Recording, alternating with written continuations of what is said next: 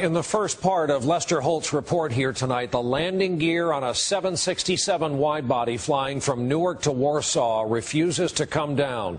No one had ever tried an emergency landing with this aircraft in precisely this condition before. Some of the passengers realized just how dire the situation is, including an American named Greg Cohen, who sends a final goodbye to his wife and children on his cell phone. Here now, Lester Holt resumes his report. In the skies over Warsaw, LOT Polish Airlines Flight 16, with 231 on board, was just seconds away from attempting an emergency landing like no other. Across Poland, millions of viewers were watching the drama unfold on live television. And as the plane descended over the city, residents ran out to take photos. Captain Tad Vrona had spent the last hour and 20 minutes trying to lower the wide-body 767's landing gear, all of its wheels and its braking system, but to no avail. And he had no choice but to belly flop the plane with its engines acting like the runners of a sled onto a concrete runway. As you can see in this actual video shot inside the cabin, in the final moments, the passengers were ready for the worst. Air traffic controllers wished the captain good luck, and in the last few seconds, he turned to his co-pilot, just in case. I said to my first officer, I am happy that we are together, and I said thank you, and we shake hands. I thank you. Like the other passengers, Greg Cohen had his head between his legs. What were the final instructions before landing? They had us get in ready position, and they were telling us to brace for impact. Praying to God that everything was going to be okay. And I'm just saying to myself, okay, get ready, get ready, get ready, bracing for impact. And then it happened. Flight 16 touched down at more than 140 miles an hour.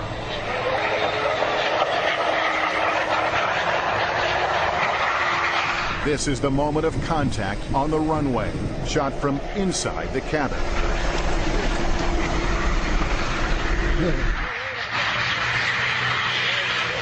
And then we touched down, and the impact never came. I was waiting for this, like car crash to be in an accident. No bounce? I have to be honest, it was one of the smoothest landings I've ever had. Incredibly, it was a smooth touchdown. A miracle in Warsaw. The plane came to a stop, and everybody roared with applause, but it didn't last more than 2 seconds.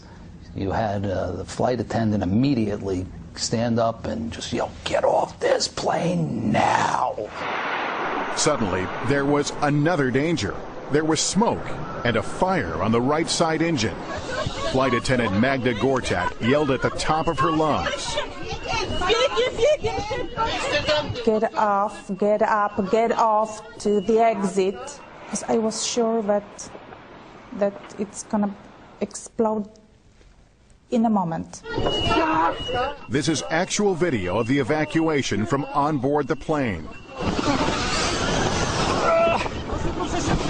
Passengers rushed for the emergency slides, and a few fell as they tried to run away. But emergency crews were able to douse the flames and the fuel leak quickly.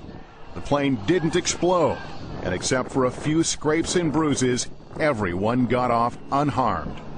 It didn't really hit me until I was off the plane. And that's when, I really got emotional. That's when it hit me like, oh my God, what could have been? Greg called Michelle the moment he was clear of the plane.